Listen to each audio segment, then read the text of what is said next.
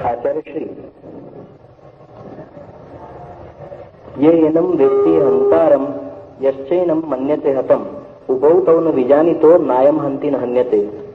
इस श्लोक के बारे में सुबह जो चर्चा हुई, इसमें आत्मा यदि अजीवा हनन करता नहीं या हननीय भी नहीं है तो जनरल डायर या नाजियों के कंसंट्रेशन कैंप की घटनाएं कैसे जस्टिफाई हो सकती है। टोटल एक्सेप्टेबिलिटी में इविल का क्या उत्तरदायिता है।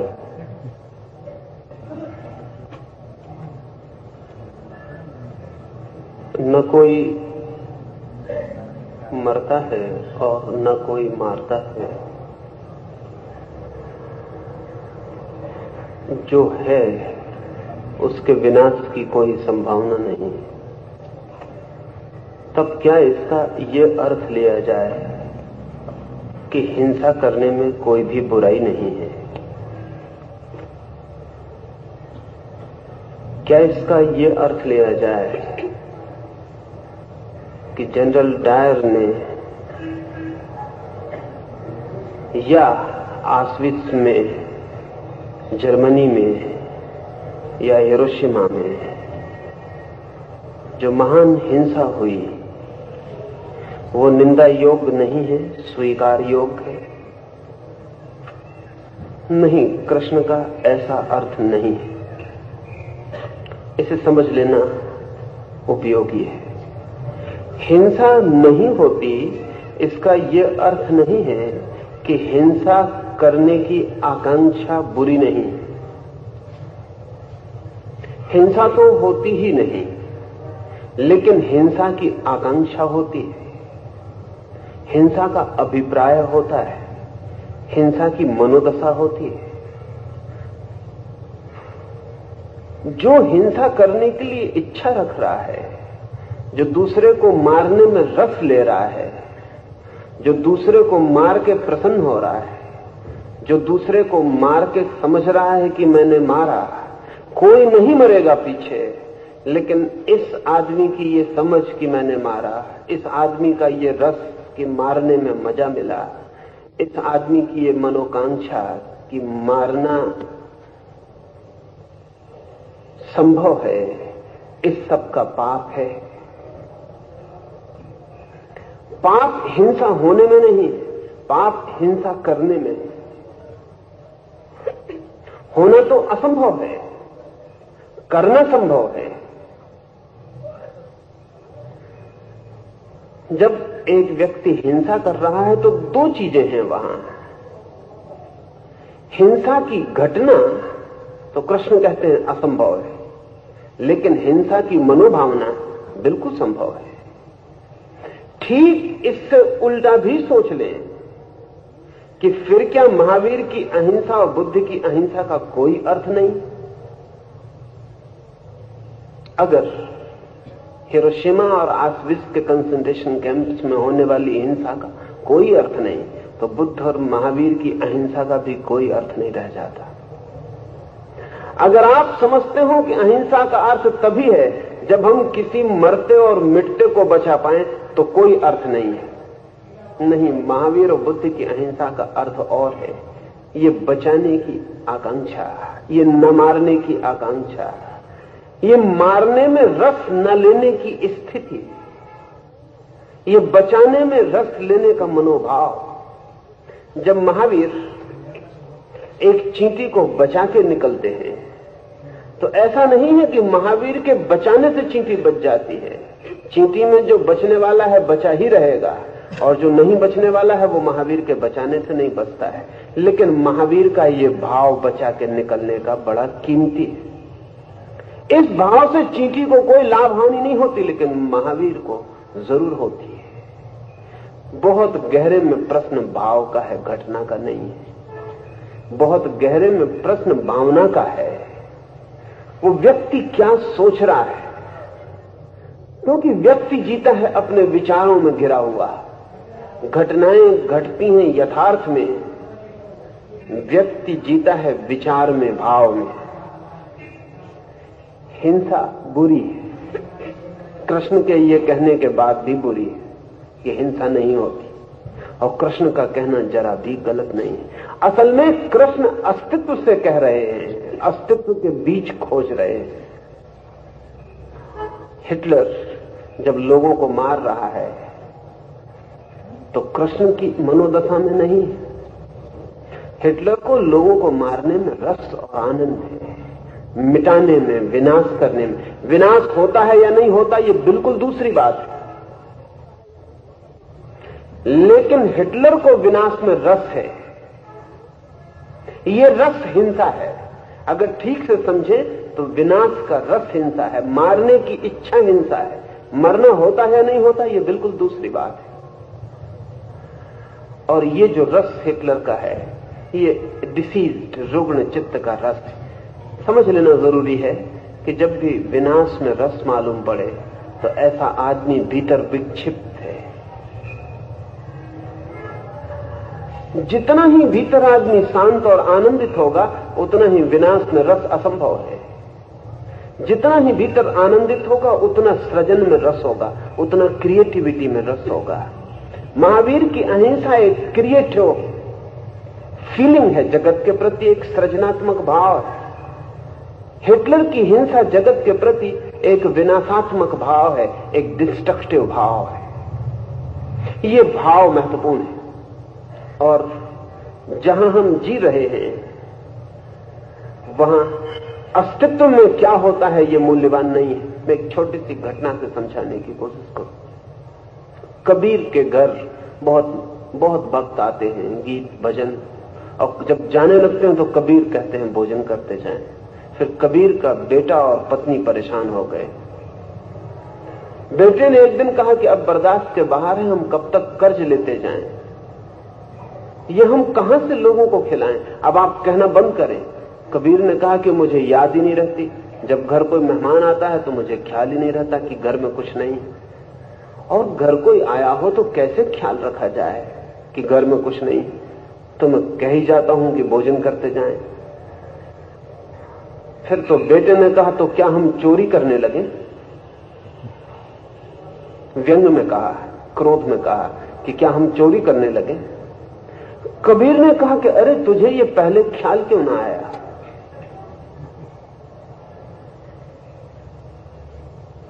वो बेटा तो हैरान हुआ क्योंकि उसे आशा न थी कि कबीर और ऐसा कहेंगे। तो उसने कहा तो फिर आज मैं चोरी करने जाऊं। वो बेटा भी साधारण नहीं था, कबीर का ही बेटा था। तो मैं आज चोरी करने जाऊं? कबीर ने कहा बिल्कुल। तो बेटे ने और परीक्षा लेने के लिए कहा आप भी चलिएगा? कबीर ने कहा चला चलूंगा। रात हो गई, बेटे ने कहा चले। बेटा भी आखिरी तर्क की सीमा तक देखना चाहता था कि बात क्या है, क्या कबीर चोरी करने को राजी है?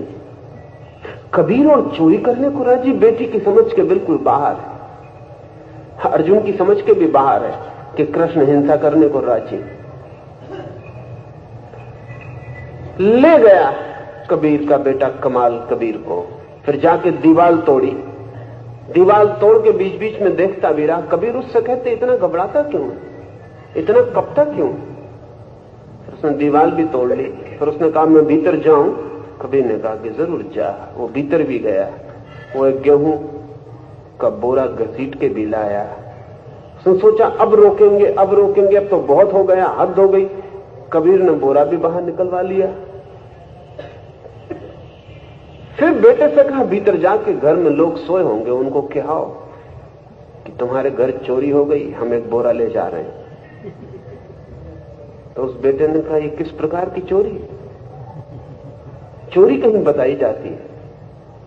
तो कबीर ने कहा कि जो चोरी बताई नहीं जा सकती वो फिर पाप हो गई, खबर करो। तो बेटे ने कहा परेशानी था कि किस तरह आप चोरी करवा रहे हैं। कबीर ने कहा मुझे याद ही न रहा, क्योंकि जब से ये दिखाई पड़ने लगा कि सभी एक है, तब से कुछ अपना ना रहा, कुछ पराया ना रहा, वो दूसरे का है, तब चोरी पाप है। लेकिन वो याद ही ना रहा। तूने ठीक याद दिला दिया, लेकिन तूने पहले याद क्यों ना दिलाया? कबीर कह रहे हैं वो दूसरे का है, तब तक तो चोरी पाप है। लेकिन अगर दूसरे की कोई चीज नहीं रह गई, अगर सभी एक का ही है और उस तरफ जो श्वास चलती है वो भी मेरी है और इस तरफ जो श्वास चलती है वो भी मेरी है, तो इस तल पर चोरी के पाप होने का कोई अर्थ नहीं रह जाता। लेकिन ये अस्तित्व के तल की बात हुई, ये ब्रह्म ज्ञान में प्रविष्ट व्यक्ति की बात हुई। तो कबीर ने कहा अगर न जगा सकता हो तो वापस लौटा दे, क्योंकि अपने को ही अगर हम खबर करने में डरते हैं तो चीज फिर अपनी नहीं है, तो फिर वापस लौटा दे। किससे बच के ले जाना है?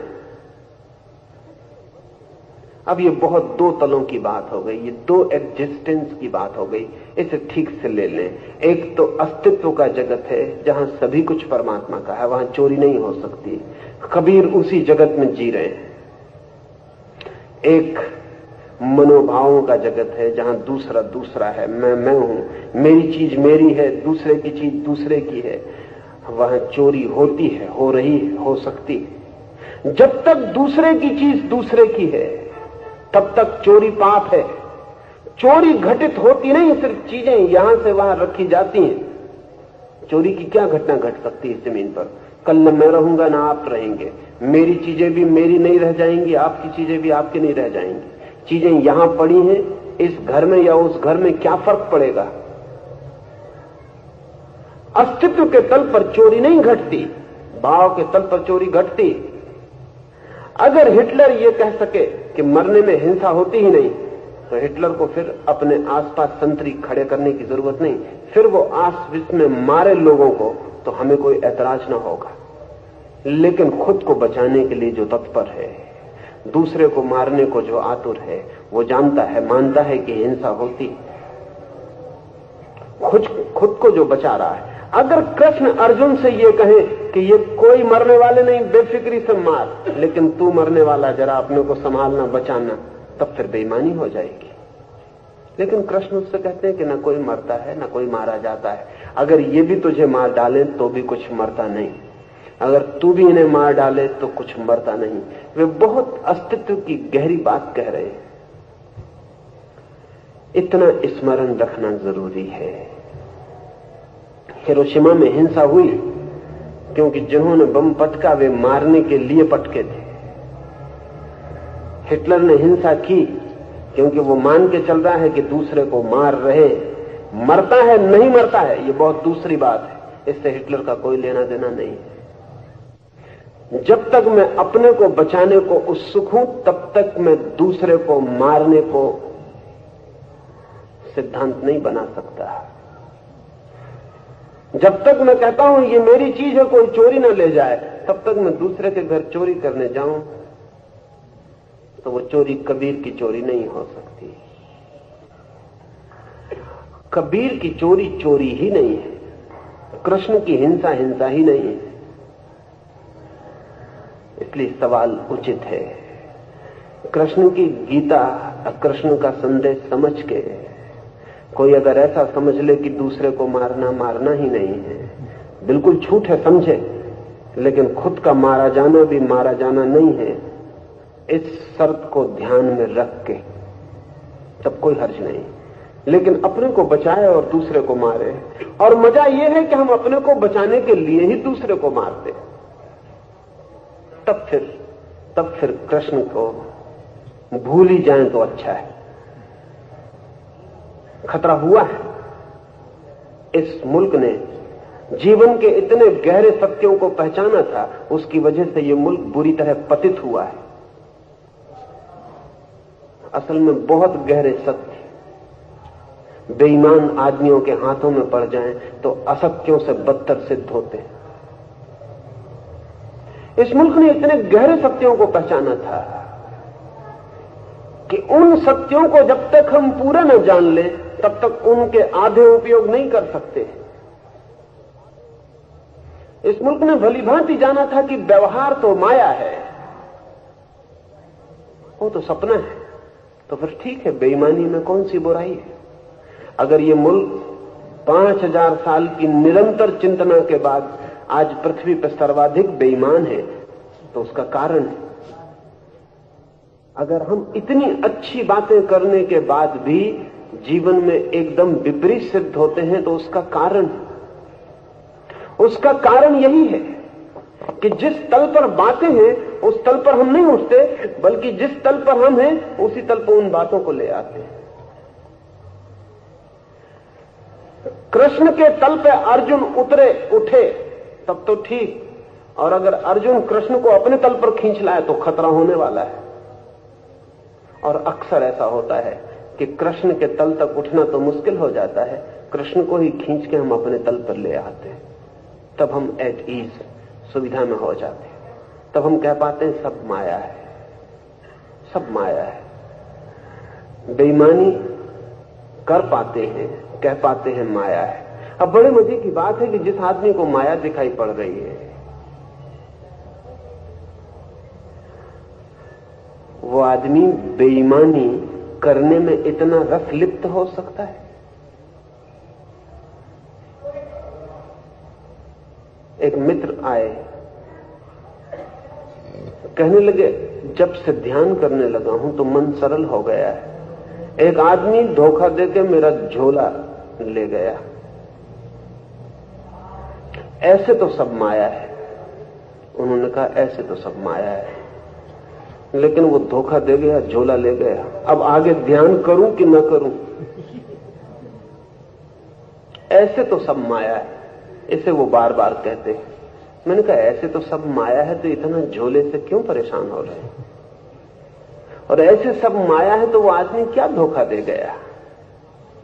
और ऐसे सब माया है तो किसका झोला कौन ले गया है?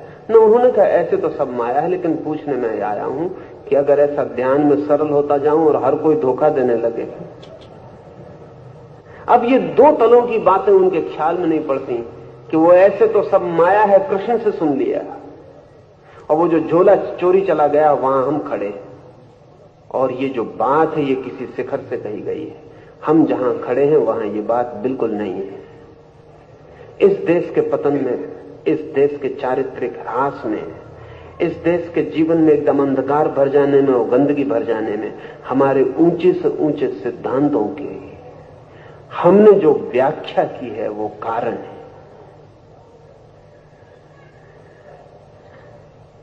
ये सवाल ठीक है। कृष्ण आपसे नहीं कह रहे कि बेफिक्री से हिंसा करो। कृष्ण ये कह रहे हैं कि अगर ये तुम्हारी समझ में आ जाए कि कोई मरता नहीं, कोई मारा नहीं जाता, तब जो होता है होने दो। लेकिन दोहरा है ये तीर, डबल एरोड है। ये ऐसा नहीं है कि दूसरा मरता है तो मारो क्योंकि कोई नहीं मरता, और जब खुद मरने लगो तो चिल्लाओ कि कहीं मुझे मार मत डालना। ऐसे हो गया है। हम इस देश में सर्वाधिक मानते हैं कि आत्मा अमर है, और सबसे ज्यादा मरने से डरते हैं जमीन पर। हमसे ज्यादा कोई भी मरने से नहीं डरता। जिनको हम नास्तिक कहते हैं, जिनको हम कहते हैं ईश्वर को नहीं मानते, आत्मा को नहीं मानते, वे भी नहीं डरते हैं मरने से।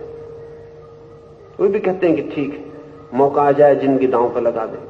लेकिन हम 1000 साल तक गुलाम रह सके, क्योंकि जिंदगी दांव पर लगाने की हमारी हिम्मत ही नहीं रही। हाँ, घर में बैठ के हम पाठ करते हैं आत्मा अमर है।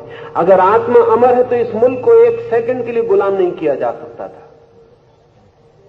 लेकिन आत्मा जरूर अमर है, लेकिन हम बेईमान हैं। आत्मा अमर है वो हम कृष्ण से सुन लेते हैं, और हम मरने वाले हैं ये हम भली भांति जानते हैं। अपने को बचाए चले जाते हैं, बल्कि आत्मा अमर है इसका पाठ रोज इसीलिए करते हैं कि भरोसा आ जाए कि मरेंगे नहीं, कम से कम मैं तो नहीं मरूंगा। इसको भरोसा दिला रहे हैं, इससे अपने को समझा रहे हैं। इस दो तल पर जहां कृष्ण खड़े हैं वहां, और जहां हम खड़े हैं वहां के फासले को ठीक से समझ लेना। और कृष्ण की बात तभी पूरी सार्थक होगी जब आप कृष्ण के तल पर उठे। और कृपा करके कृष्ण को अपने तल पर मत लाना। हालांकि वो आसान है, क्योंकि कृष्ण कुछ भी नहीं कर सकते। आप गीता को जिस तल पे ले जाना चाहें वहीं ले जाएं। जहां कटघरे में रहते हो, गोडाउन में रहते हो, नरक में रहते हो, वहीं ले जाएं गीता को, तो वहीं चली जाएगी। कृष्ण कुछ भी नहीं कर सकते। कृपा करके जीवन के जो परम सत्य हैं उन्हें जीवन की अंधेरी गुहाओं में मत ले जाना। वे जीवन के परम सत्य शिखरों पर जाने गए, आप भी शिखरों पर चढ़ना, तभी उन परम सत्यों को समझ पाएंगे। वे परम सत्य सिर्फ पुकार हैं आपके लिए, चुनौतियां हैं कि आओ इस ऊंचाई पर जहां प्रकाश ही प्रकाश है, जहां आत्मा ही आत्मा है, जहां अमृत ही अमृत है। लेकिन जिन अंधेरी गलियों में हम जीते हैं, जहां अंधेरा ही अंधेरा है, जहां प्रकाश की कोई किरण नहीं पहुंचती मालूम पड़ती, वहां ये सुन के कि प्रकाश ही प्रकाश है, अंधकार है ही नहीं, अपने हाथ के दिए को मत बुझा देना कि जब प्रकाश ही प्रकाश है तो इस दिए को करने की क्या जरूरत, फूंक दो। उस दिए को बुझाने से गली और अंधेरी हो जाएगी। जहां आदमी जी रहा है वहां हिंसा और अहिंसा का भेद है, अंधेरा है वहां। जहां आदमी जी रहा है वहां चोरी और अचोरी में भेद है, अंधेरा है वहां कृष्ण की बात सुन के अपने इस भेद के छोटे से दिए को मत फूंक देना, नहीं सिर्फ अंधेरा घना हो जाएगा और कुछ भी नहीं होगा। हाँ, कृष्ण की बात सुन के सिर्फ समझना इतना एक शिखर है चेतना का, जहां अंधेरा है ही नहीं, जहां दिया जलाना पागलपन है, पर उस शिखर की यात्रा करनी होती। उस शिखर की यात्रा पर हम धीरे धीरे बढ़ेंगे कि वो शिखर कैसे कैसे हम उस जगह पहुंच जाएं जहां जीवन अमृत है और जहां अहिंसा और हिंसा बचकानी बातें हैं, चाइल्डलेस बातें, लेकिन वहां नहीं जहां हम हैं, वहां बड़ी सार्थक है, वहां बड़ी महत्वपूर्ण है। न जायते म्रियते वा कदाचिन् नायं भूत्वा भविता वा न भूयः अजो नित्य शाश्वतोऽयं पुराणो न हन्यते हन्यमाने शरीरे। यह अजात्मा न कभी उत्पन्न होता है, न कभी नष्ट होता है, न कभी जन्म पाकर अपने अस्तित्व को प्राप्त करता है और न कभी शरीर का खंग आदि छेदन करने पर उसका छेदन होता है। यह नित्य शाश्वत और पुराण है।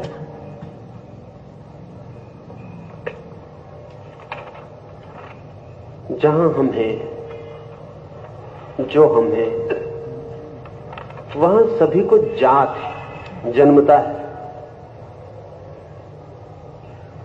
जिससे भी हम परिचित हैं वहां अजात अजन्मा कुछ भी नहीं है।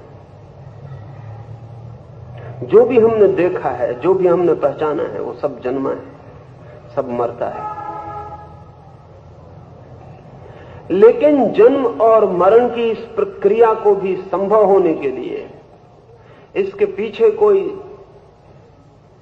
इस सब मरने और जन्मने की श्रृंखला के पीछे जैसे माला के गुरियों को कोई धागा पिरोता है, दिखाई नहीं पड़ता, गुरिये दिखाई पड़ते हैं। इस जन्म और मरण के गुरियों की लंबी माला को पिरोने वाला कोई अजात धागा भी चाहिए, अन्यथा गुरिये बिखर जाते हैं, टिक भी नहीं सकते, साथ खड़े भी नहीं हो सकते, उनमें कोई जोड़ भी नहीं हो सकता। दिखती है माला ऊपर से गुरियों की, होती नहीं है गुरियों की। गुरिये टिके होते हैं एक धागे पर जो सब गुरियों के बीच से दौड़ता है। जन्म है, मृत्यु है, आना है, जाना है, परिवर्तन है, इस सब के पीछे अजात सूत्र, अनबॉर्न, अनडाइंग, अजात अमृत, न जो जन्मता न जो मरता, ऐसा एक सूत्र चाहिए ही। वही अस्तित्व है, वही आत्मा है, वही परमात्मा है। सारे रूपांतरण के पीछे, सारे रूपों के पीछे अरूप भी चाहिए। वो अरूप न हो तो रूप टिक ना सकेंगे। फिल्म देखते हैं सिनेमा गृह में बैठकर, प्रतिपल दौड़ती रहती हैं फिल्में, चित्र में कुछ होता नहीं, बहुत सिर्फ किरणों का जाल होता है, छाया प्रकाश का जोड़ होता है। लेकिन पीछे एक पर्दा चाहिए। वो पर्दा बिल्कुल दिखाई नहीं पड़ता जब तक फिल्म दौड़ती रहती है। उसे दिखाई पड़ना भी नहीं चाहिए। अगर वो दिखाई पड़े तो फिल्म दिखाई ना पड़ सके। जब तक फिल्म चलती रहती है, रूप आते और जाते रहते हैं, तब तक पीछे स्थिर खड़ा पर्दा दिखाई नहीं पड़ता। लेकिन उस पर्दे को हटा दें तो ये रूप कहीं भी प्रकट नहीं हो सकते, ये आकृतियां कहीं भी प्रकट नहीं हो सकती। इन आकृतियों की दौड़ती हुई परिवर्तन की इस लीला में पीछे कोई स्थिर पर्दा चाहिए जो उन्हें संभाले। एक चित्र आएगा तब भी पर्दा वही होगा, दूसरा चित्र आएगा तब भी पर्दा वही होगा, तीसरा चित्र आएगा तब भी पर्दा वही होगा। चित्र बदलते जाएंगे, पर्दा वही होगा। तभी इन चित्रों में एक संगति, तभी इन चित्रों में एक श्रृंखला, तभी इन चित्रों में एक संबंध दिखाई पड़ेगा। वो संबंध पीछे जो स्थिर पर्दा है उससे ही पैदा हो रहा है। सारा जीवन चित्रों का फैलाव है। ये चित्र टिक नहीं सकते। जन्म भी एक चित्र है, मित्र भी, मृत्यु भी एक चित्र है। जवानी भी, बुढ़ापा भी, सुख भी, दुख भी, सौंदर्य भी, कुरूपता भी, सफलता असफलता भी, वे सब चित्रों की धारा है। उन चित्रों की धारा को संभालने के लिए कोई चाहिए जो दिखाई नहीं पड़ेगा। उसको दिखाई पड़ने का उपाय नहीं है। जब तक चित्रों को आप देख रहे हैं तब तक वो दिखाई नहीं पड़ेगा। वो पर्दे की तरह जो पीछे खड़ा है वही अस्तित्व है। उसे कृष्ण कहते हैं वो अजात, अजन्मा, कभी जन्मता नहीं, कभी मरता नहीं। लेकिन भूल के भी आप ऐसा मत समझ लेना कि ये आपके संबंध में कहा जा रहा है। आप तो जन्मते हैं और मरते हैं, और जिस आपके संबंध में यह कहा जा रहा है उस आपका आपको कोई भी पता नहीं। जिस आपको आप जानते हैं वो तो जन्मता है, उसकी तो जन्म तारीख, उसकी तो मृत्यु की तिथि भी होगी। कब्र पर पत्थर लगेगा तो उसमें जन्म और मृत्यु दोनों की तारीखें लग जाएंगी। लोग जब आप जन्मे थे तो बैंड बाजा बजाए थे, खुशी किए थे, जब मरेंगे तो रोएंगे, दुखी होंगे। आप जितना अपने को जानते हैं वो सिर्फ चित्रों का समूह है। इसे थोड़ा वैज्ञानिक ढंग से भी समझना उपयोगी कि क्या सच में ही जिसे आप जानते हैं वो चित्रों का समूह है। अब तो हम ब्रेन वॉश कर सकते हैं। अब तो वैज्ञानिक रास्ते उपलब्ध हैं जिससे हम आपके चित्त की सारी स्मृति को पोंछ डाल सकते हैं।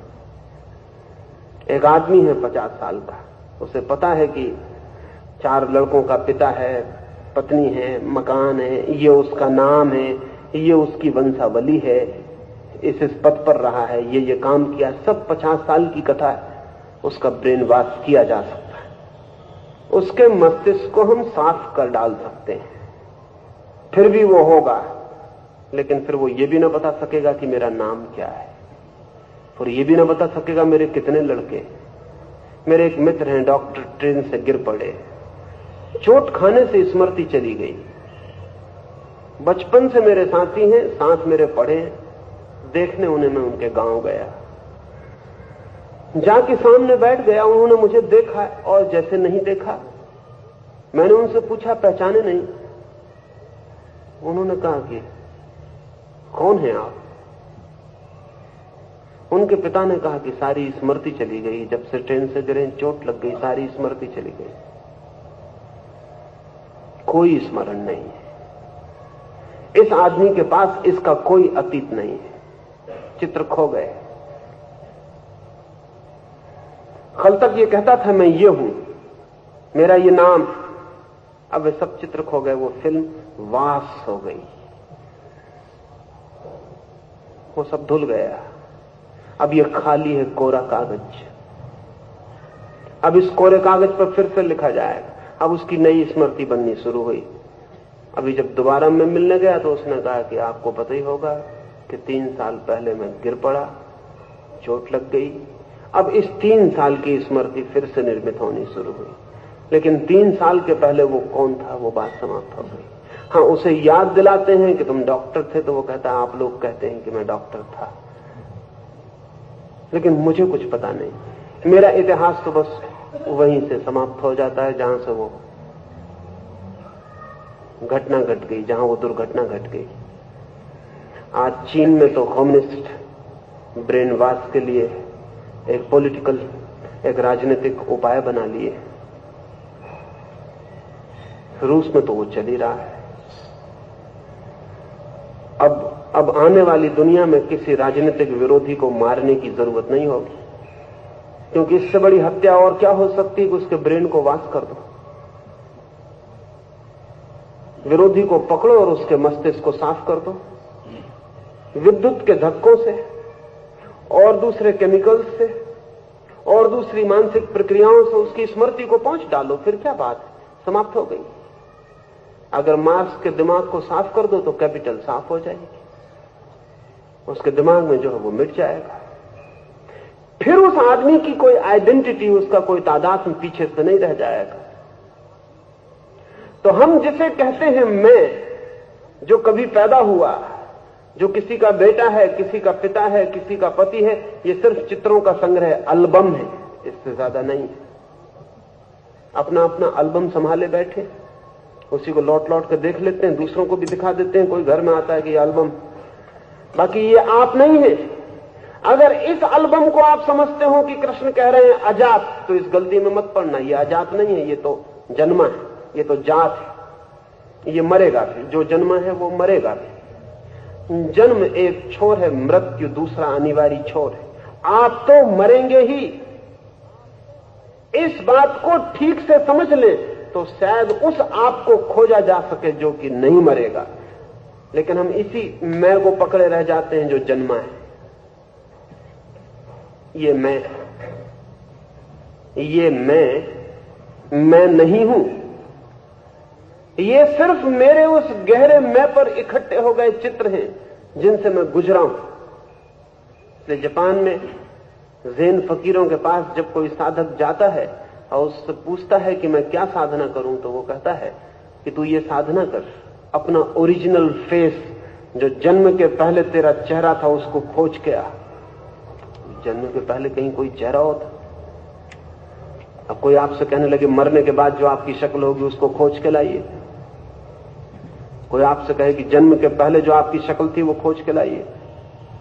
और ज़ेन फकीर ठीक कहते हैं, वो वही कहते हैं जो कृष्ण कह रहे हैं। वो ये कहते हैं उसका पता लगाओ जो तुम में कभी जन्मा नहीं था।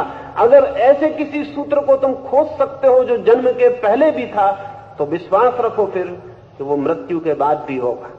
जो जन्म के पहले था उसे मृत्यु नहीं पहुंच सकेगी, जो जन्म के पहले था वो मृत्यु के बाद भी होगा, और जो जन्म के बाद ही हुआ है वो मृत्यु के पहले तक ही साथी हो सकता है, उसके आगे साथी नहीं हो सकता है। कृष्ण जब कह रहे हैं कि कोई है अजन्मा, नहीं जन्मता नहीं मरता, जिसे शस्त्रों से छेदा नहीं जा सकता, आपको मुझे छेदा जा सकता है। इसलिए ध्यान रखना, जिसे छेदा जा सकता है, कृष्ण उसके संबंध में बात नहीं कर रहे।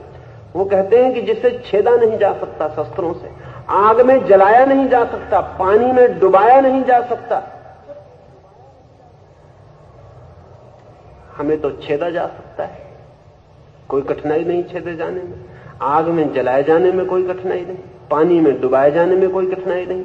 तो जो पानी में डुबाया जा सकता, आग में जलाया जा सकता, शस्त्रों से छेदा जा सकता, उसकी ये चर्चा नहीं है। जिसके ऊपर सर्जन कुछ कर सकता है उसकी ये चर्चा नहीं, जिसके लिए डॉक्टर कुछ कर सकता है उसकी ये चर्चा नहीं। डॉक्टर जिससे उलझा है वो मर्त्य है, और सर्जन जिस पे काम कर रहा है वो मरण धर्मा है। विज्ञान की प्रयोगशाला में जिस पर खोजबीन हो रही वो मरण धर्मा है, इससे उसका कोई लेना देना नहीं है।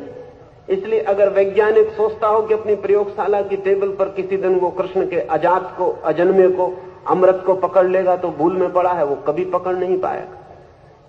उसके सब औजार सूक्ष्मतम उसको ही पकड़ पाएंगे जो छेदा जा सकता है, लेकिन जो नहीं छेदा जा सकता, अगर वो दिखाई पड़ जाए,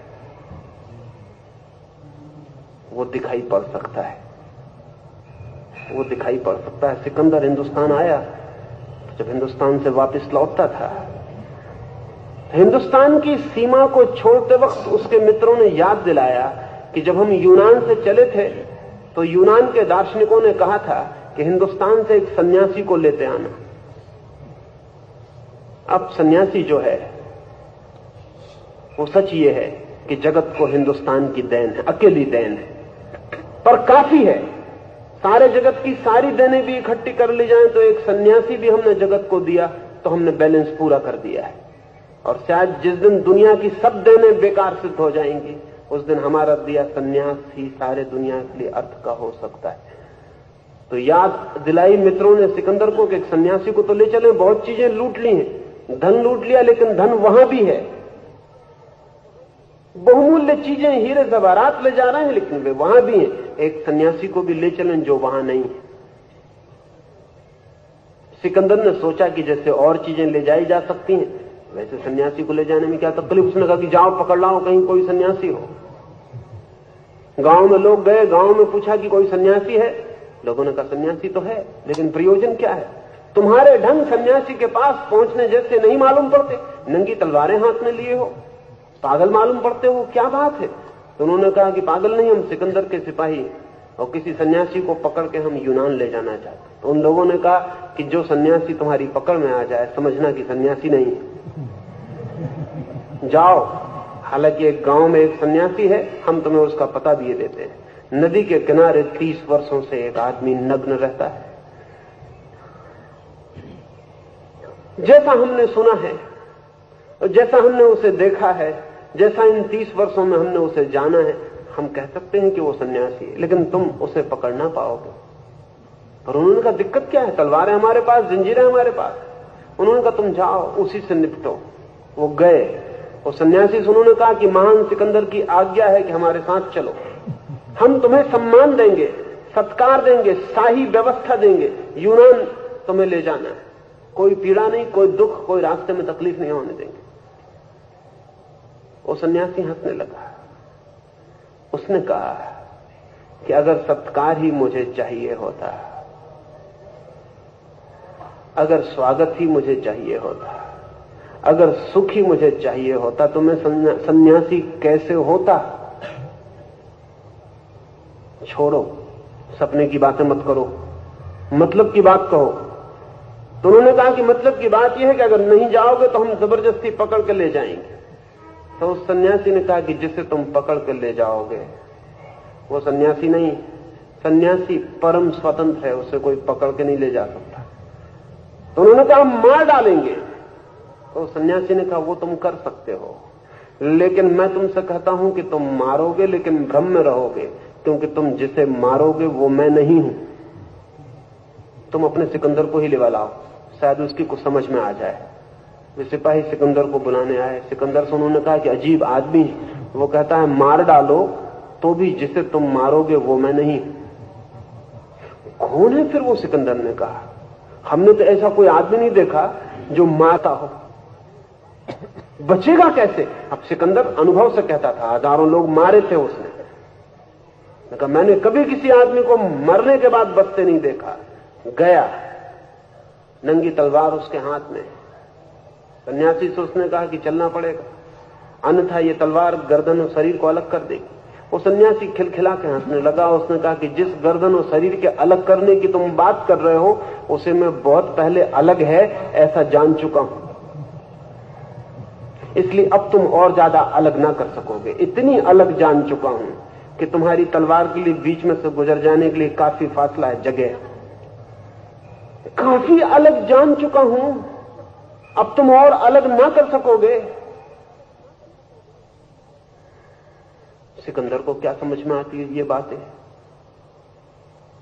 उसने तलवार उठा ली। उसने कहा मैं भी काट दूंगा। देखो सिद्धांतों की बातों में मत पड़ो, फिलोसफी से मुझे बहुत लेना देना नहीं। मैं आदमी व्यवहारिक हूं, प्रैक्टिकल। ये ऊंची बातें छोड़ो, एक झटका और गर्दन अलग हो जाएगी। सिकंदर ने कहा झटका? उस सिकंदर से उस सन्यासी ने कहा तुम मारो तलवार, जिस तरह तुम देखोगे कि गर्दन नीचे गिर गई उसी तरह हम भी देखेंगे कि गर्दन नीचे गिर गई। अब ये जो आदमी है ये कह रहा है वही जो कृष्ण कह रहे हैं, छेदने से छिदता नहीं, काटने से कटता नहीं। इसलिए जब तक आप छेदने से छिद जाते हो और काटने से कट जाते हो तब तक जानना अभी अपने होने का पता नहीं चला है। जब छेदने से शरीर छिद जाता हो और भीतर अनछिदा कुछ रह जाता हो, जब काटने से शरीर कट जाता हो और भीतर अनकटा कुछ शेष रह जाता हो, जब बीमार होने से शरीर बीमार हो जाता हो और भीतर बीमारी के बाहर कोई रह जाता हो, जब दुख आता हो तो शरीर दुख से भर जाता हो और भीतर दुख के पार कोई खड़ा देखता रह जाता हो, तब जानना कि कृष्ण जिस आप की बात कर रहे हैं उस आप का अब तक आपको भी पता नहीं था। अर्जुन वही बात कर रहा है जो सिकंदर कर रहा है। टाइप भी उनका एक ही है, उनके टाइप में भी बहुत फर्क नहीं है, शरीर ही, लेकिन हम सबका भी टाइप वही है। निरंतर खोजते रहना, कांटा तो चुभता है रोज पैर में, तब जरा देखना कि अनचुभा भी भीतर कोई रह गया। बीमारी तो आती है रोज, जरा भीतर देखना बीमारी के बाहर कोई बचा। दुख आता है रोज, रोना हंसना सब आता है रोज। देखना देखना खोजना उसे जो इनके बाहर बच जाता है। धीरे धीरे खोजने से वो दिखाई पड़ने लगता है, और जब एक बार दिखाई पड़ता है तो पता चलता है कि जिसे हमने अब तक समझा था कि मैं हूं, वो सिर्फ छाया थी, सिर्फ शैडो थी। छाया को ही समझा था कि मैं हूं, और उसका हमें कोई पता ही नहीं था जिसकी छाया बन रही है। छाया के साथ ही एक होकर जिए थे। वो छाया हमारी स्मृतियों का जोड़ है, हमारे जन्म से लेकर मृत्यु तक बने हुए चित्रों का एल्बम है। वेदा विनाशिनं नित्यं य एनमजमव्ययम् कथं स पुरुष पार्थ कं घातयति हन्तिकम्। हे पार्थ, जो पुरुष इस आत्मा को अविनाशी, अजर और अव्यय जानता है, वह किस प्रकार किसको हनन आदि क्रिया में प्रवृत्त कराएगा और किसका विनाश करेगा। जानता है, कृष्ण कहते हैं जो ऐसा जानता है, who knows like this, नहीं कहते हैं जो ऐसा मानता है, who believes like this। कह सकते थे कि जो पुरुष ऐसा मानता है, न जन्म है मृत्यु, तो हम सबको भी बहुत आसान हो जाए। मानने से ज्यादा सरल कुछ भी नहीं, क्योंकि मानने के लिए कुछ भी नहीं करना पड़ता। जानने से ज्यादा कठिन कुछ भी नहीं है, क्योंकि जानने के लिए तो पूरी आत्मक्रांति से गुजर जाना पड़ता है। कृष्ण कहते हैं जो पुरुष ऐसा जानता है, इस जानने शब्द को ठीक से पहचान लेना जरूरी है, क्योंकि सारा धर्म जानने शब्द को छोड़कर मानने शब्द के इर्द गिर्द घूम रहा है। सारा धर्म, सारी पृथ्वी पर बहुत बहुत नामों से जो धर्म प्रचलित है, वो सब मानने के आसपास घूम रहा है। वो सारा धर्म कह रहा है मानो, ऐसा मानोगे तो हो जाएगा। लेकिन कृष्ण कहते हैं जो जानता है। अब जानने का क्या मतलब?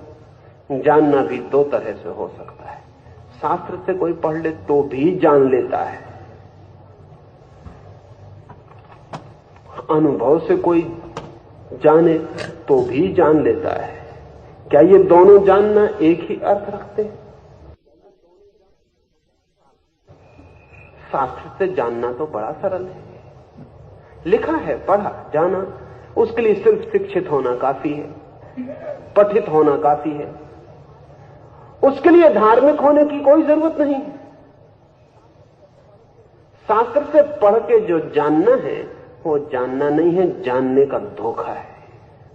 वो सिर्फ इंफॉर्मेशन, सूचना है, लेकिन सूचना से धोखे हो जाते हैं। पढ़ लेते हैं अजर है, अमर है, नहीं जन्मता नहीं मरता, पढ़ लेते हैं, दोहरा लेते हैं, बार बार दोहरा लेने से भूल जाते हैं कि जानते नहीं है, सिर्फ दोहराते हैं।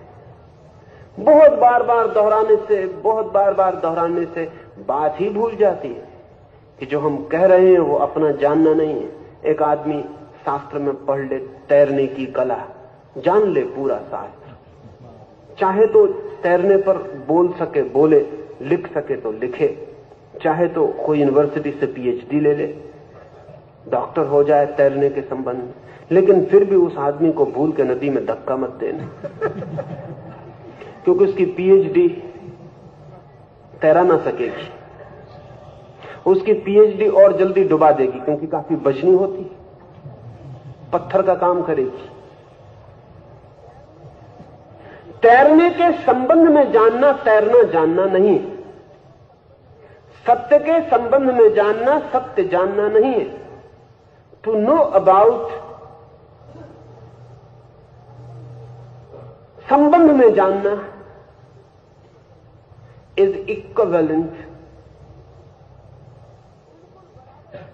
बिल्कुल बराबर है न जानने के।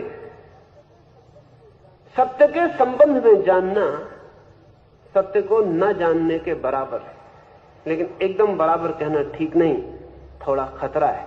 सत्य को न जानना, ऐसा जानना सत्य की तरफ जाने में राह बन जाती है, लेकिन सत्य को बिना जानते हुए जान लेना कि जानते हैं, सत्य की तरफ जाने में बाधा बन जाती नहीं, इक्विवेलेंट भी नहीं। कृष्ण के इस शब्द को बहुत ठीक से समझ लेना चाहिए, क्योंकि इस एक शब्द के आसपास ही ऑथेंटिक रिलीजन, वास्तविक धर्म का जन्म होता है। जानने, मानने के आसपास नॉन ऑथेंटिक, अप्रमाणिक धर्म का जन्म होता है। जानने से जो उपलब्ध होता है उसका नाम श्रद्धा है, और मानने से जो उपलब्ध होता है उसका नाम विश्वास है, बिलीफ है। और जो लोग विश्वासी हैं वो धार्मिक नहीं है, वे बिना जाने मान रहे हैं। ये शब्द बहुत छोटा नहीं है, बड़े से बड़ा शब्द है, लेकिन भ्रांति इसके साथ निरंतर होती रहती है। हमारे पास एक शब्द है वेद। वेद का अर्थ है जानना, लेकिन हम तो वेद से मतलब लेते हैं संहिता, वो जो किताब है। हमने कहा है वेद अपौरुषेय, जानना अपौरुषेय, लेकिन हम मतलब लेते हैं कि वो जो किताब है हमारे पास वेद नाम की, वो परमात्मा की लिखी हुई है। वेद किताब नहीं है, वेद जीवन है। लेकिन जानने को मानना बना लेना बड़ा आसान है, ज्ञान को किताब बना लेना बड़ा आसान है, जानने को शास्त्र पर निर्भर कर देना बहुत आसान है, क्योंकि तब बहुत कुछ करना नहीं पड़ता। जानने की जगह केवल स्मृति की जरूरत होती है, बस याद कर लेना काफी होता है। तो बहुत लोग गीता याद कर रहे हैं। मैं एक गांव में गया था अभी, तो वहां उन्होंने एक गीता मंदिर बनाया। मैंने पूछा, एक छोटी सी गीता के लिए इतना बड़ा मंदिर? तो उन्होंने कहा कि नहीं, जगह कम पड़ रही। मैंने कहा क्या कर रहे हैं यहां आप? उन्होंने कहा कि अब तक हम यहां 1 लाख गीता लिखवा के हाथ से रखवा चुके हैं, अब जगह कम पड़ रही। हिंदुस्तान भर में हजारों लोग गीता लिख लिख के भेज रहे हैं। मैंने कहा लेकिन ये क्या हो रहा है, इससे क्या होगा? उन्होंने कहा कि कोई आदमी 10 दफे लिख चुका, कोई 50 दफे लिख चुका, कोई 100 दफे लिख चुका, लिखने से ज्ञान होगा। तो मैंने उनसे कहा छापे खाने तो परम ज्ञानी हो गए होंगे।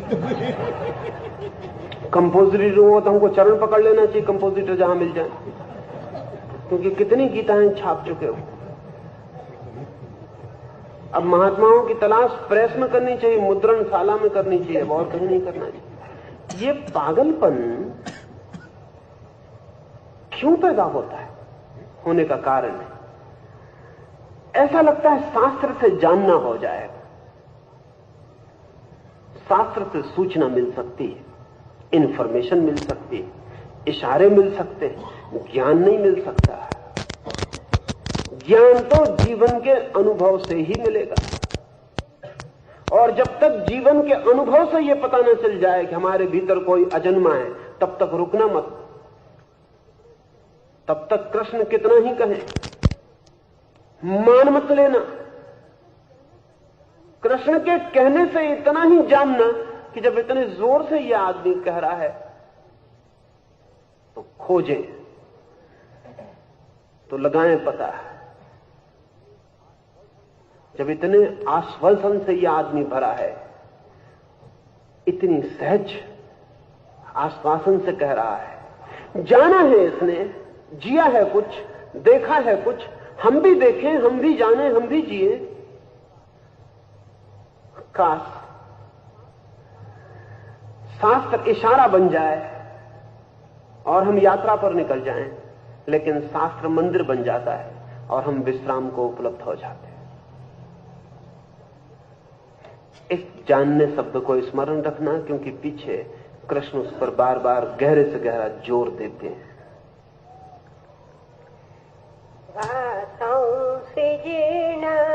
यथा विहाय नवानि गृह्याति नरोपराणि तथा शरीराणि विहाय जीर्णान् अन्यानि संयाति नवानि देहि। पुरुष जैसे अपने जीर्ण वस्त्रों का परित्याग कर नवीन वस्त्रों का ग्रहण करता है, वैसे ही यह आत्मा जीर्ण शरीरों का परित्याग कर नवीन शरीरों का ग्रहण करता है।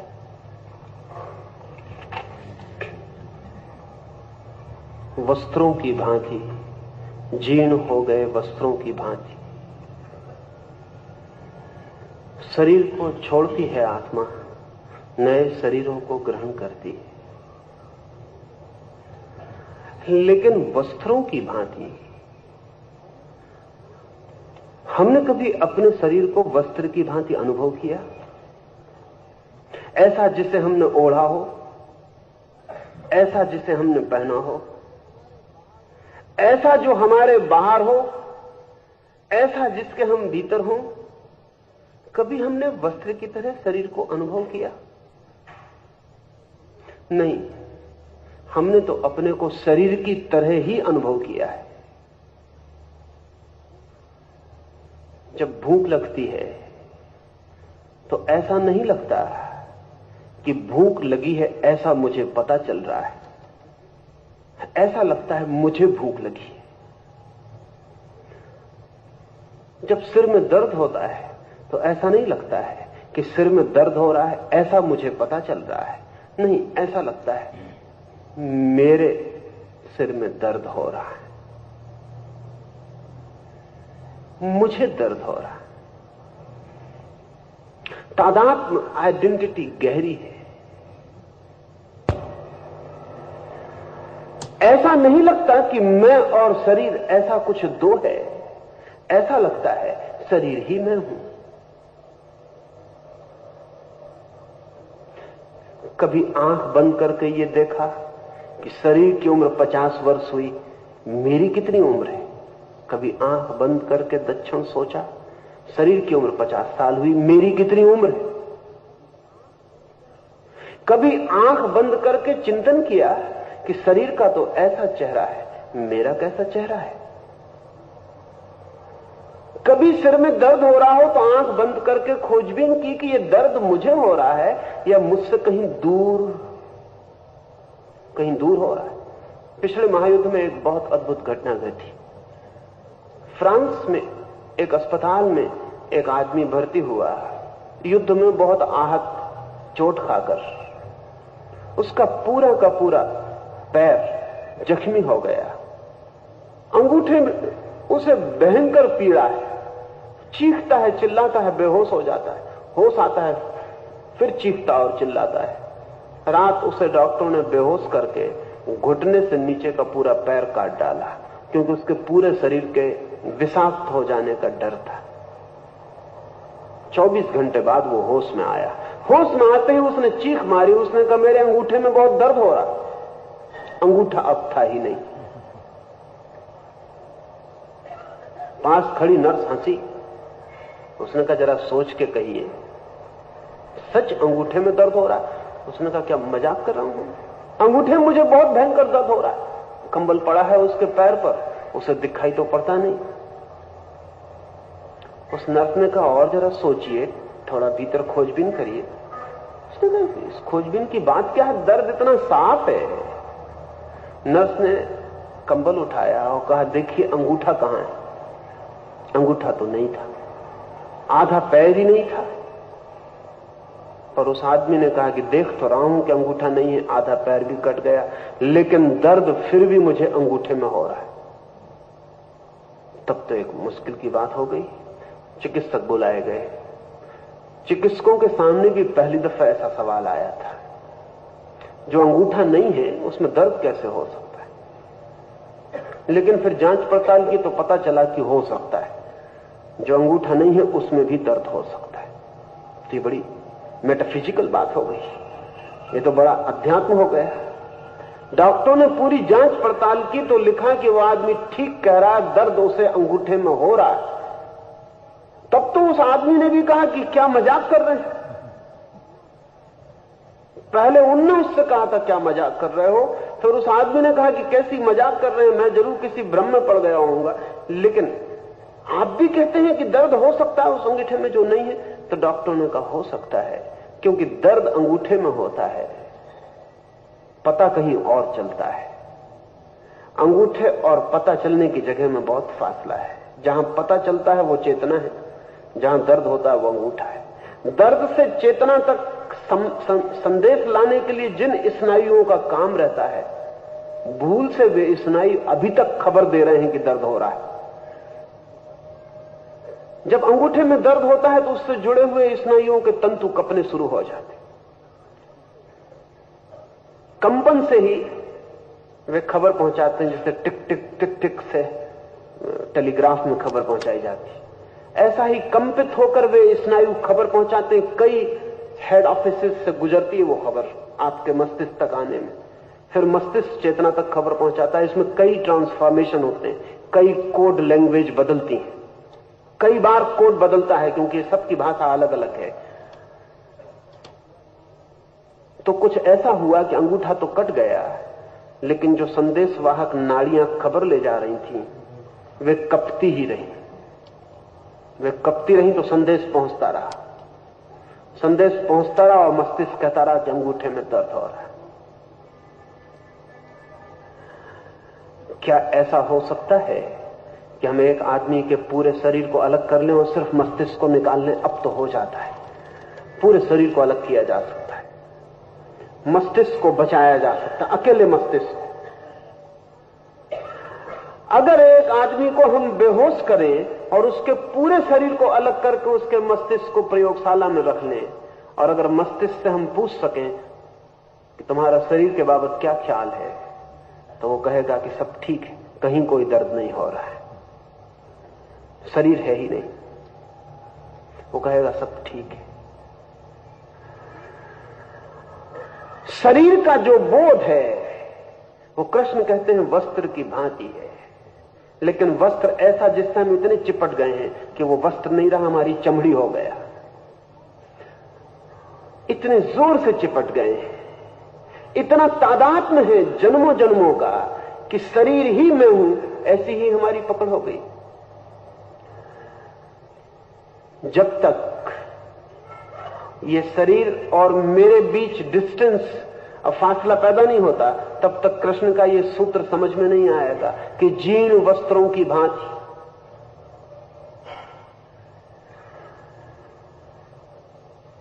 ये थोड़े से प्रयोग करें तो ख्याल में आने लगेगा। बहुत ज्यादा प्रयोग नहीं, बहुत थोड़े से प्रयोग। सत्य तो यही है जो कहा जा रहा है, असत्य वो है जो हम माने हुए हैं। लेकिन माने हुए असत्य वास्तविक सत्यों को छिपा देते हैं। माना हुआ है हमने, वो हमारी मान्यता है, और बचपन से हम सिखाते हैं और मान्यताएं घर करती चली जाती हैं। हमने माना हुआ है कि मैं शरीर हूं। शरीर सुंदर होता है तो हम मानते हैं मैं सुंदर हूं। शरीर स्वस्थ होता है तो हम मानते हैं मैं स्वस्थ हूं। शरीर को कुछ होता है तो हम मैं के साथ एक करके मानते हैं। फिर ये प्रतीति गहरी होती चली जाती है, ये स्मृति सघन हो जाती है। फिर शरीर वस्त्र नहीं रह जाते, हम ही वस्त्र हो जाते। एक मेरे मित्र हैं, वृद्ध हैं, सीढ़ियों से पैर फिसल पड़ा उनका, पैर में बहुत चोट पहुंची। कोई 75 साल के वृद्ध हैं। गया उनके गांव तो लोगों ने कहा तो मैं उन्हें देखने गया। बहुत कराहते थे और डॉक्टरों ने 3 महीने के लिए उनको बिस्तर पर सीधा बांध रखा था और कहा कि 3 महीने हिलना डुलना नहीं। सक्रिय आदमी है, 75 साल की उम्र में भी बिना भागे दौड़े उन्हें चैन नहीं। 3 महीने तो उनको ऐसा अनंत काल मालूम होने लगा। मुझे मैं गया तो कोई 6-7 दिन हुए थे। रोने लगे। हिम्मतवर आदमी है, कभी आंख उनकी आंसुओं से भरेगी मैंने सोचा नहीं था। एकदम असहाय हो गया और कहा कि इससे तो बेहतर मैं मर जाता। ये 3 महीने इस तरह बंधे हुए तो बिल्कुल नरक हो गया, ये मैं न गुजार सकूंगा। मुझसे बोले मेरे लिए प्रार्थना करिए कि मैं भगवान मुझे उठा ही ले, अब जरूरत भी क्या है, अब काफी जी भी लिया, अब ये 3 महीने इस खाट पर बंधे बंधे ज्यादा कठिन हो जाएंगे। तकलीफ भी बहुत है, पीड़ा भी बहुत है। मैंने उनसे कहा छोटा सा प्रयोग करें, का आंख बंद कर लें और पहला तो ये काम करें कि तकलीफ कहां है, एग्जैक्ट पिन पॉइंट करें तकलीफ कहां है। वो बोले पूरे पैर में तकलीफ है। मैंने कहा कि थोड़ा आंख बंद करके खोजबीन करें, सच में पूरे पैर में तकलीफ, क्योंकि आदमी को एग्जेजरेट करने की, बढ़ाने की आदत है। न तो इतनी तकलीफ होती न इतना सुख होता है, हम सब बढ़ा के देखते हैं। आदमी के पास मैग्नीफाइंग माइंड है, उसके पास जैसे कि कांच होता है ना, चीजों को बड़ा करके बता देता है, ऐसी खोपड़ी हर चीज को बड़ा करके देखता है। कोई फूल माला पहनाता तो वो समझता है कि भगवान हो गए, कोई जरा हंस देता है तो वो समझता है कि गए सब इज्जत पानी में मिल गई। मैग्नीफाइंग ग्लास का काम उसका दिमाग करता। मैंने कहा जरा खोजे। मैं नहीं मानता कि पूरे पैर में दर्द हो सकता है, क्योंकि पूरे पैर में होता तो पूरे शरीर में दिखाई पड़ता। जरा खोजे। आंख बंद करके उन्होंने खोजना शुरू किया। 15 मिनट बाद मुझसे कहा कि हैरानी की बात है, दर्द इतनी जगह फैला हुआ दिखाई पड़ता, इतनी जगह है नहीं, बस घुटने के ठीक पास मालूम पड़ता है। मैंने कहा कितनी जगह घेरता होगा? उन्होंने कहा कि जैसे कोई एक बड़ी गेंद के बराबर जगह। मैंने कहा और थोड़ा खोजें, और थोड़ा खोजें। उन्होंने फिर आंख बंद कर ली और अब तो आश्वस्त थे, क्योंकि दर्द इतना सिकुड़ा, ये सोचा भी नहीं था कि मन ने इतना फैलाया होगा। और खोजा। 15 मिनट में बैठा रहा, वो खोजते चले गए। फिर उन्होंने आंख नहीं खोली 40 मिनट, 45 मिनट, और उनका चेहरा मैं देख रहा हूं और उनका चेहरा बदलता जा रहा है। कोई 70 मिनट बाद उन्होंने आंख खोली और कहा आश्चर्य कि वो तो ऐसा रह गया जैसे कोई सुई चुभाता हो इतनी जगह में। फिर मैंने कहा फिर क्या हुआ? आपको जवाब देना था, मुझे जल्दी जाना है, मैं 70 मिनट से बैठा हुआ हूं, आप आंख नहीं खोले। उन्होंने कहा कि जब वो इतना सिकुड़ गया कि ऐसा लगने लगा कि बस एक जरा सा बिंदु जहां पिन चुभाई जा रही हो वहीं दर्द है, तो मैं उसे और गौर से देखने लगा। मैंने सोचा जो इतना सिकुड़ सकता है वो खो भी सकता है।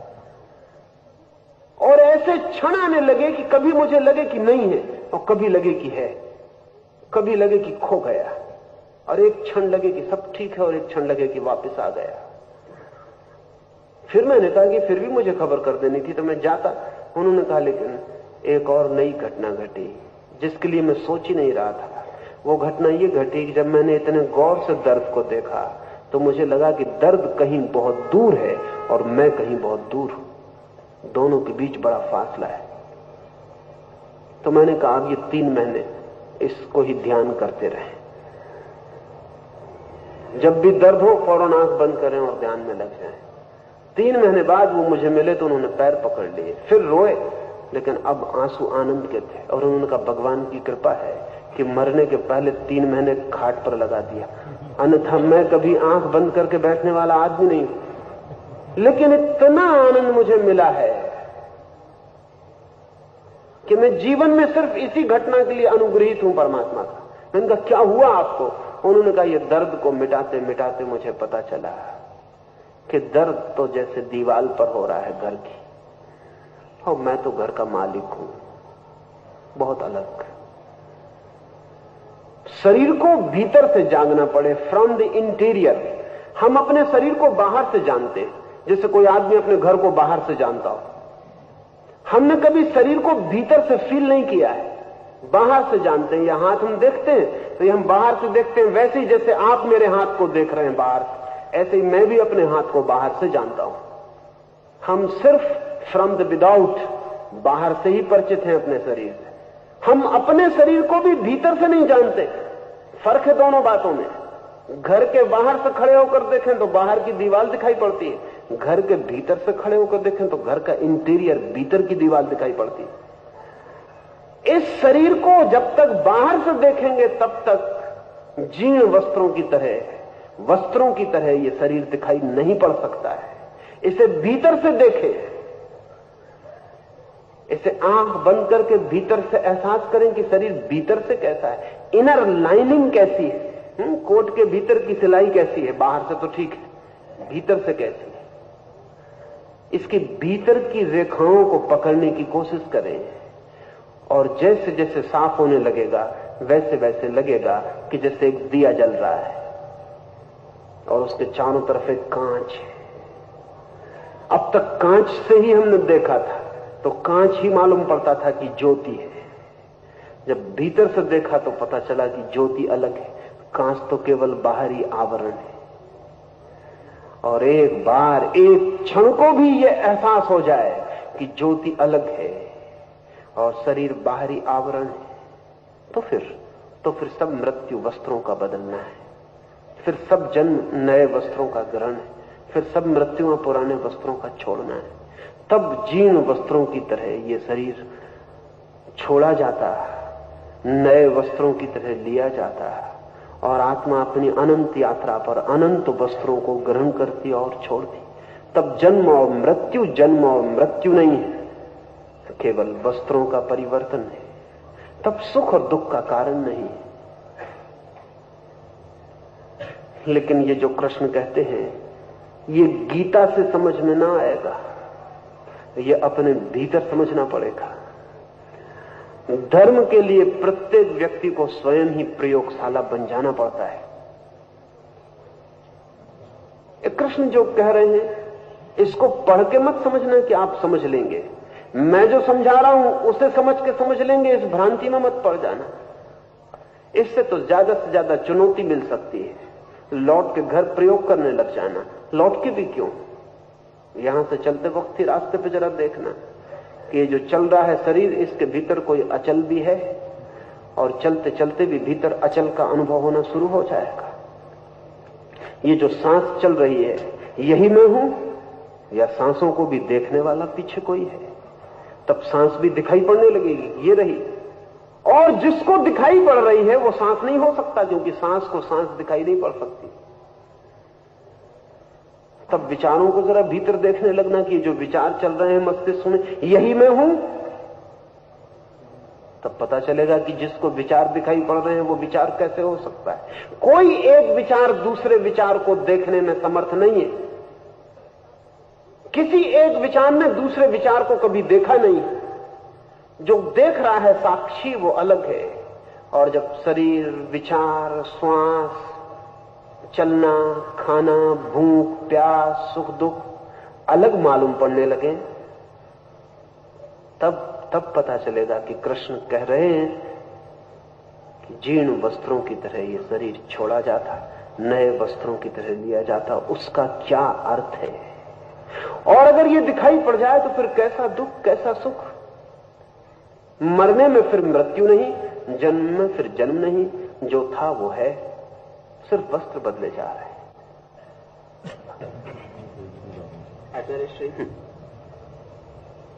आत्मा व्यापक है, पूर्ण है। पूर्ण से पूर्ण कहाँ जाता है? आत्मा एक शरीर से छूटकर दूसरे कौन शरीर में जाता है? कहाँ से शरीर में आता भी है? आत्मा का उदर प्रवेश हो उससे पहले गर्भ जीता भी कैसे है?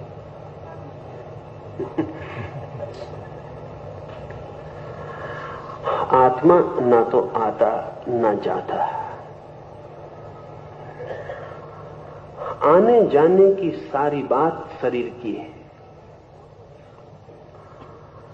मोटे हिसाब से दो शरीर समझ लें। एक शरीर तो हमें जो दिखाई पड़ रहा है, ये शरीर माता पिता से मिलता है, जन्मता, और इसके पास अपनी सीमा है, अपनी सामर्थ्य, उतने दिन चलता और समाप्त हो जाता है। यंत्र है। माता पिता से सिर्फ यंत्र मिलता है।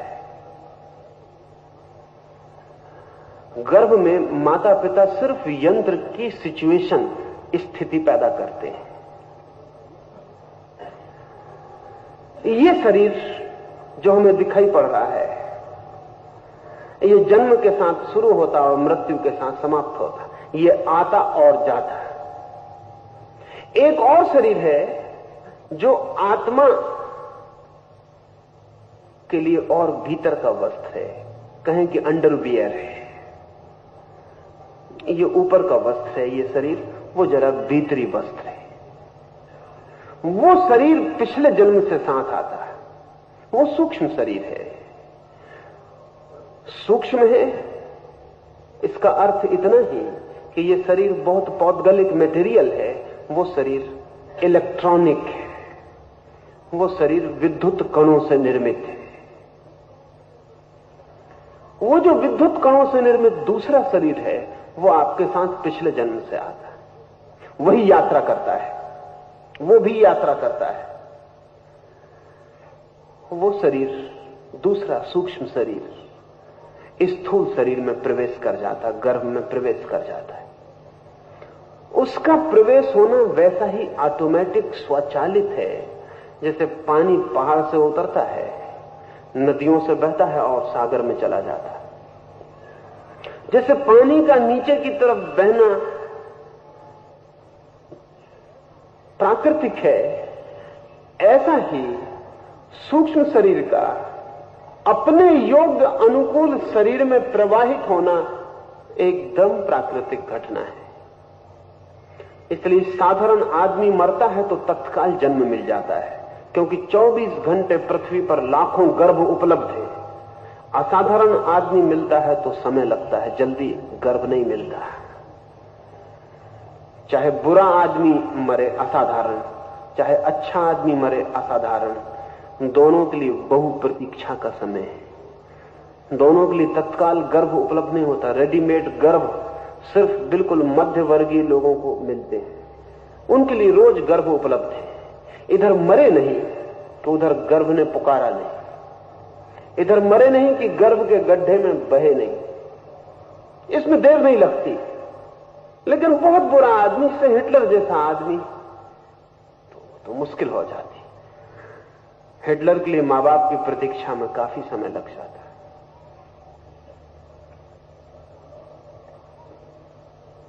गांधी जैसे आदमी को भी काफी समय लग जाता है। इनके लिए जल्दी गर्भ उपलब्ध नहीं हो सकता। हमारे हिसाब से कभी सैकड़ों वर्ष भी लग जाते हैं। उनके हिसाब से नहीं कह रहा, उनके लिए टाइम स्केल अलग है। हमारे हिसाब से कभी सैकड़ों वर्ष लग जाते हैं। जैसे ही योग गर्भ उपलब्ध हुआ कि वैसे ही योग सूक्ष्म शरीर उसमें प्रवेश कर जाता। सारी यात्रा इन्हीं शरीरों की है। अब आत्मा किस भांति संबंधित होता है इस सब में? असल में हमारे पास अब तक जो भी प्रतीक हैं आदमी के पास, वो आने जाने के हैं। घर में कोई आया और गया। तो आदमी तो प्रतीकों का उपयोग करेगा। प्रतीक कभी भी ठीक ठीक नहीं होते। जाने की बात बहुत ठीक नहीं है आत्मा के संबंध में। अब आत्मा को हम कैसा प्रतीक, किस प्रतीक से कहें? कृष्ण के वक्त में तो प्रतीक और भी नहीं है, प्रतीक तो बहुत क्रूड है, उनसे हमें काम चलाना पड़ता है। जैसे उदाहरण के लिए एक दो उदाहरण लेने से ख्याल में आ जाए। एक आदमी किसी समुद्र में एक छोटे से द्वीप पर रहता है, वहां कोई फूल नहीं होते, पत्थर ही पत्थर है, रेत ही रेत है। वो आदमी यात्रा पर निकलता है और किसी महाद्वीप पर बहुत से फूल देख के लौटता है। उसके द्वीप के लोग उससे पूछते हैं कि क्या नई चीज देखी? वो कहता फूल। वे लोग कहते हैं फूल यानी क्या? What do you mean?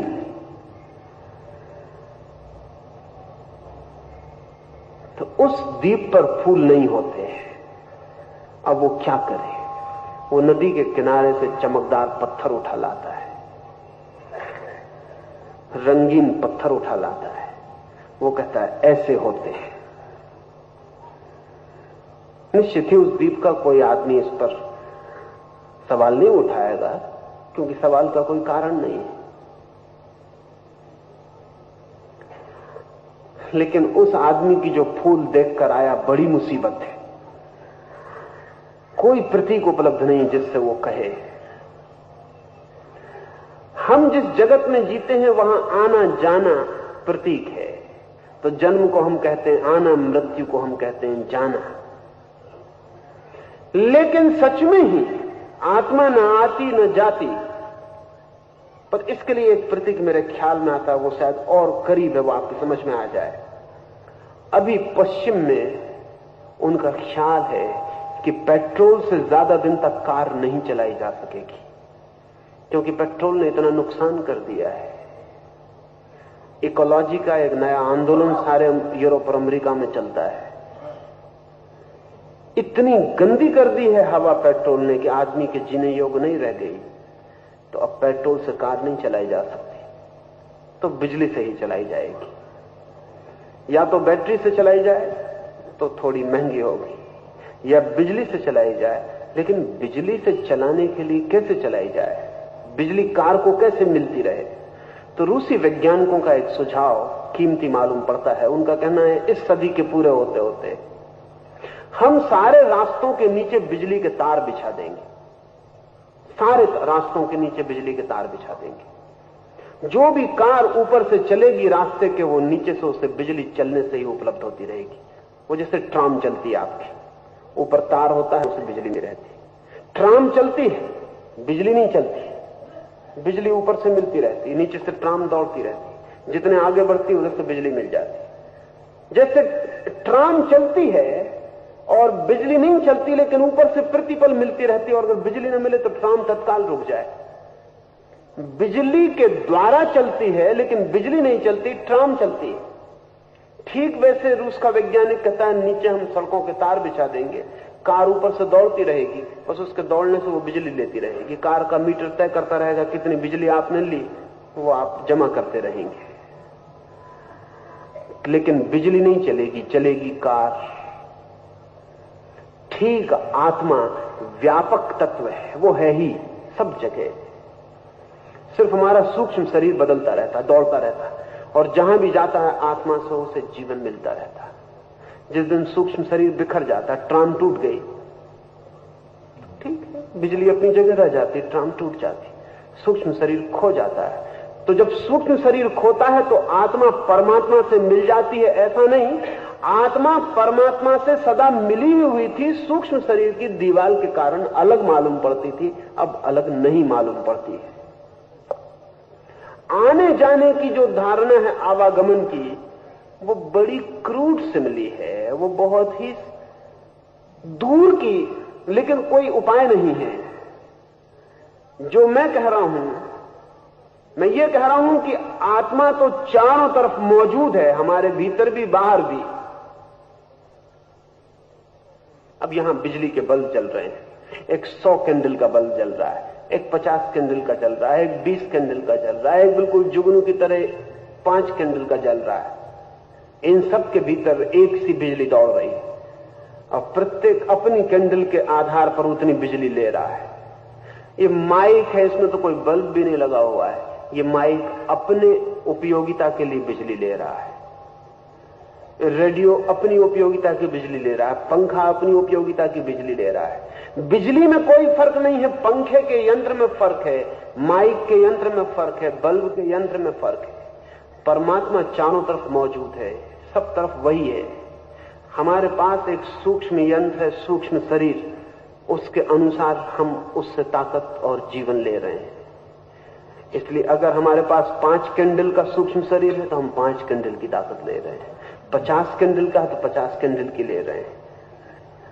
Mahavir के पास 1000 कैंडल का है तो 1000 कैंडल का ले रहे हैं। हम गरीब हैं बहुत, एक ही कैंडल का सूक्ष्म शरीर है तो एक ही कैंडल की ले रहे हैं। परमात्मा की कंजूसी नहीं है इसमें। हम जितना बड़ा पात्र लेकर आ गए हैं उतना ही उपलब्ध हो रहा है। हम चाहें हम 1000 कैंडल के हो जाएं तो ठीक महावीर से जैसी प्रतिभा प्रकट होती है हमसे प्रकट हो जाए।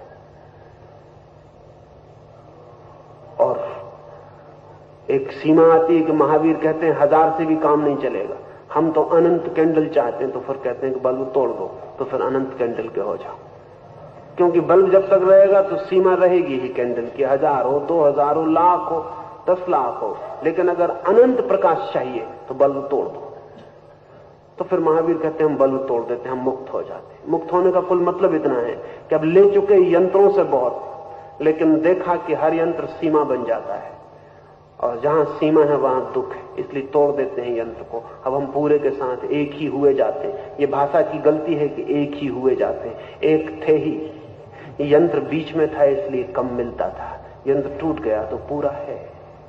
आत्मा आती जाती नहीं, सूक्ष्म शरीर आता है जाता है, स्थूल शरीर आता है जाता है। स्थूल शरीर मिलता है माता पिता से, सूक्ष्म शरीर मिलता है पिछले जन्म से, और आत्मा सदा से है। सूक्ष्म शरीर ना हो तो स्थूल शरीर ग्रहण नहीं किया जा सकता है। सूक्ष्म शरीर टूट जाए तो स्थूल शरीर ग्रहण करना असंभव है। इसलिए सूक्ष्म शरीर के टूटते ही 2 घटनाएं घटती हैं। एक तरफ सूक्ष्म शरीर गिरा कि स्थूल शरीर की यात्रा बंद हो जाती, और दूसरी तरफ परमात्मा से जो हमारी सीमा थी वो मिट जाती। सूक्ष्म शरीर का गिर जाना बीच के सेतु का जो ब्रिज है बीच में हमें जोड़ने वाला, शरीर से इस तरफ और उस तरफ परमात्मा से, वो गिर जाता है। उसको गिरा देना ही समस्त साधना है। वो सूक्ष्म शरीर जिन चीजों से बने हैं उन्हें समझ लेना जरूरी है। वो हमारी इच्छाओं से, वासनाओं से, कामनाओं से, आकांक्षाओं से, अपेक्षाओं से, हमारे किए कर्मों से, हमारे ना किए कर्मों से लेकिन चाहे गए कर्मों से, हमारे विचारों से, हमारे कामों से, हम जो भी रहे हैं, सोचा है, विचारा है, किया है, अनुभव किया है, भावना की है, उस सब के इलेक्ट्रॉनिक प्रभावों से, उस सब के वैद्युतिक प्रभावों से निर्मित हमारा सूक्ष्म शरीर है। उस सूक्ष्म शरीर का विसर्जन ही 2 परिणाम लाता है। इधर गर्भ की यात्रा बंद हो जाती। बुद्ध ने कहा, जब ज्ञान हुआ तो बुद्ध ने कहा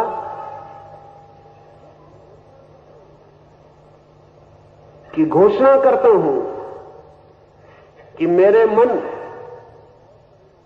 तू जिसने अब तक मेरे लिए बहुत शरीरों के घर बनाए, अब तू विश्राम को उपलब्ध हो सकता है।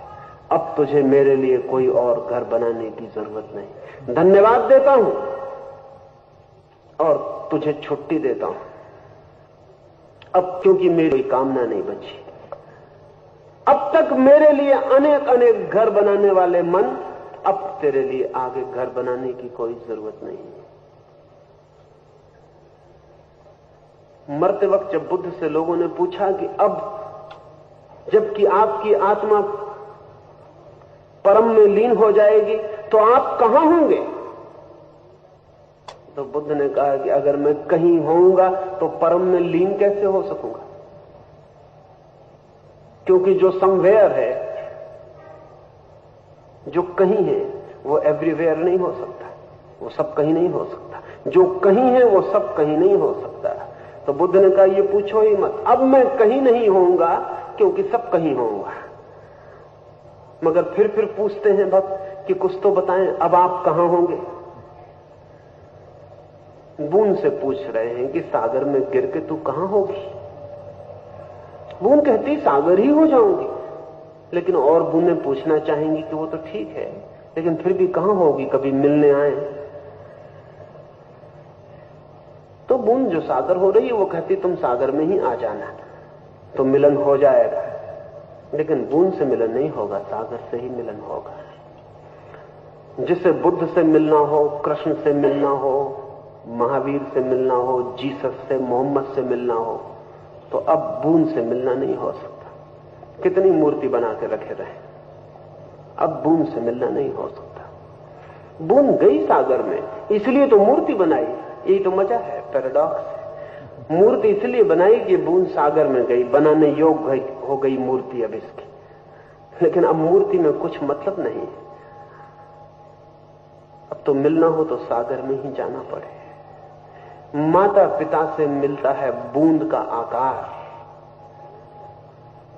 वाह स्वयं के पिछले जन्मों से मिलती है बूंद की भीतरी व्यवस्था, और परमात्मा से मिलती है जीवन ऊर्जा, वो है हमारी आत्मा। लेकिन जब तक इस बूंद की दोहरी परत को हम ठीक से न पहचान लें, तब तक उसको हम नहीं पहचान सकते जो दोनों के पार है। आज इतना ही, फिर कल सुबह बात।